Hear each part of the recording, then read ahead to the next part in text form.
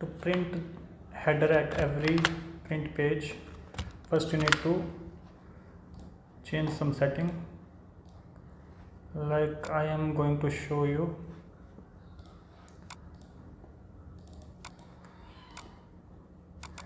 As can be seen in this data set, print header, which is this, is not repeating itself at every single page, but I want to get this header automatically at every page. So I will go into page layout, page setup and print tiles. I'll select the print area, which data I want to print, then rows to repeat at the top. I'll select this row, then OK. Again I'll go into the print preview, selection, preview. Now as you can see,